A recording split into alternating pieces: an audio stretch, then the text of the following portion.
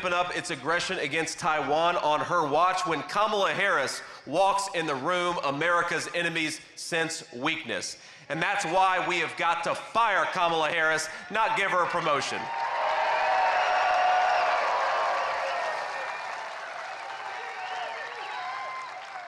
Now, she wants to represent America all over the world, but she's terrified to face a friendly media.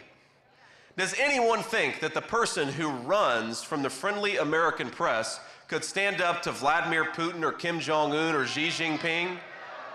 Of course you couldn't. So if you believe that a strong America requires a strong leader, I've got a recommendation for you. Why don't we re-elect President Donald J. Trump?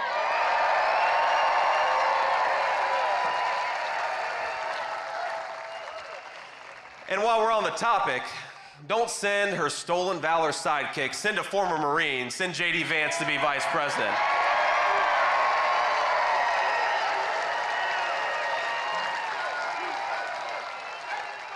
We got some Marines out there. Semper Fi. Now, Kamala Harris, she gets really mad when I bring up the stolen valor of her running mate. But let me tell you why it matters. Every single person here understands why this matters. Here's the record on Tim Walz, the governor of Minnesota. He dropped out of the military and allowed his unit to go to Iraq without him. And he knew they were going to Iraq. He lied about it, but he knew they were going to Iraq. Even his chaplain called him a coward. And those of you who served in the military know the chaplain is the nicest person in the unit. If the chaplain is calling you a coward, you must have really screwed up. He claimed to carry a weapon in war, but you ask him, Tim, what war have you ever been in? And the answer is he's never been to a single war. He lied about it. He lied about his rank, and he stood in silence as Nancy Pelosi and a lot of journalists praised him for his service on an imaginary battlefield instead of correcting the record.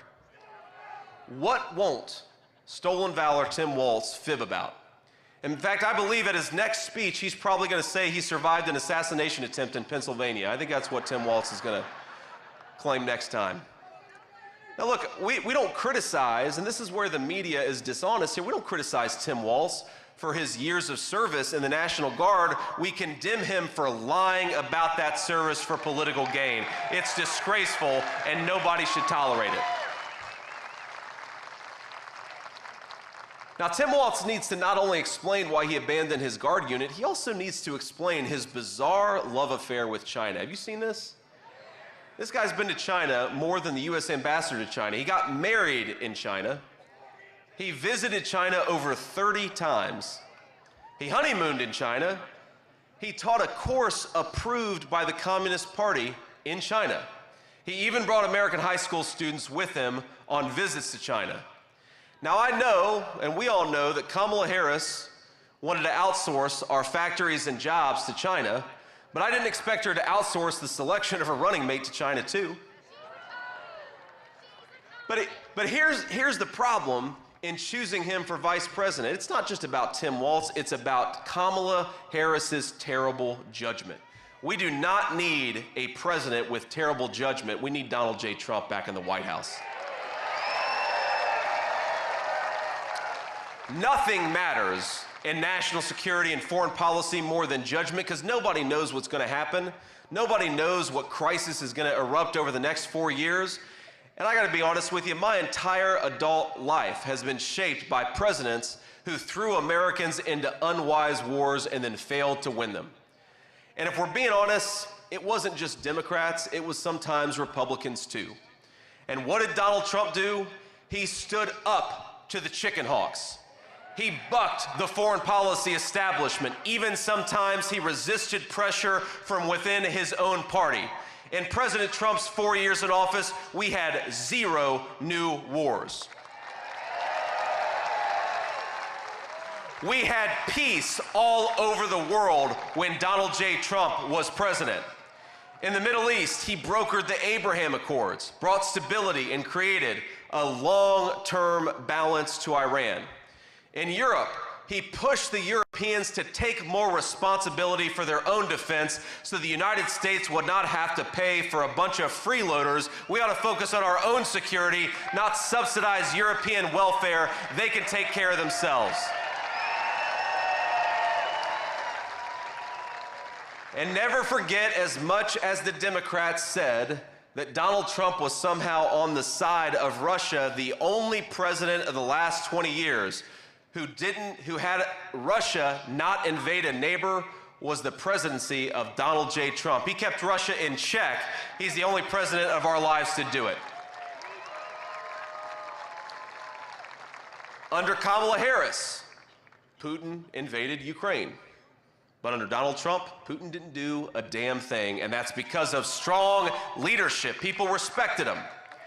And that's, by the way, my friends, why we were able to defend our own border, is because Donald Trump didn't have us distracted by fighting wars that we had no business being involved in. We got to focus on our own border right here at home. That is the Donald Trump principle, and that's what we're going to bring back to the White House.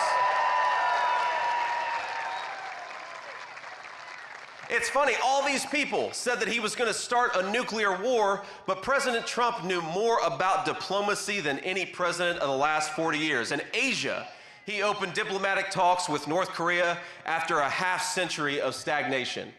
And you remember when he went to North Korea, he met with Kim Jong-un, the leader of that country. And if you know anything about Kim Jong-un, well, how do I say this politely? Kim Jong-un doesn't miss a whole lot of meals, okay, my friends? And Trump stands there with the media and Kim Jong-un. You remember this? I'd encourage you to go look it up. And he brings the media in and he says, all right, everybody, take some photos of us, make us look nice, make us look skinny. And Kim Jong-un sat up like that. It means something to have a president who's not afraid to go into hostile territories, tell a few jokes, and actually engage in diplomacy. That preserves peace. While all these Democrats lied about Donald Trump being the candidate of nuclear war, Donald Trump is the person who prevented nuclear war, and if we're not careful, Kamala Harris is going to walk us right into nuclear war. We got to kick her out and not give her a promotion to President of the United States.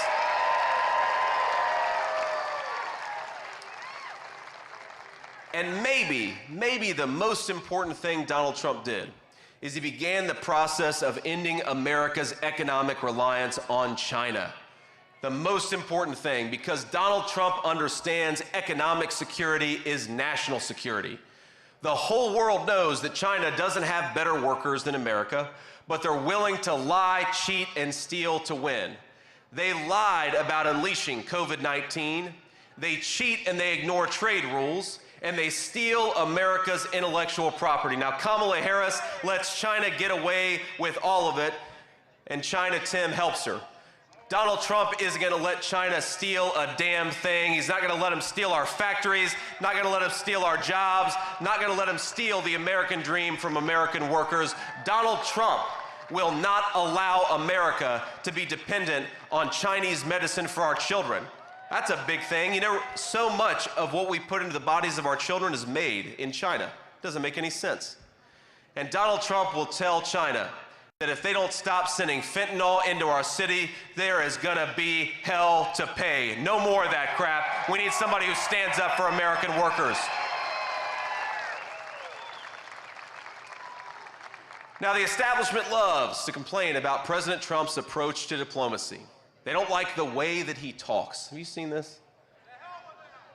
Why is it that our leaders are so careful with their words but so reckless with their actions? I prefer a different kind of statesmanship, one that stands up to the crowd, one that stands for American interests, and that pursues those interests ruthlessly but also carefully, with strong words and the strongest military in the world, but with great restraint to balance it out.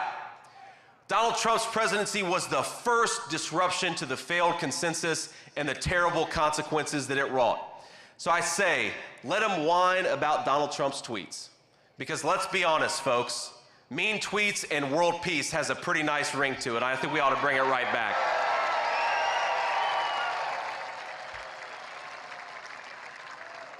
We have got a once-in-a-lifetime opportunity to re-elect a man who's proven he's too big for the deep state bureaucracy. He's too tough for the tyrants all over the world. He was too strong even for an assassin's bullet. Ladies and gentlemen, let's return to a time when the bravest man leads this nation with strength. That man is Donald J. Trump. He was the once president of the United States, and we in North Carolina, we're going to make him the future president of the United States. God bless you, North Carolina. Thank you. Let's win this race. Let's do it together. God bless you all.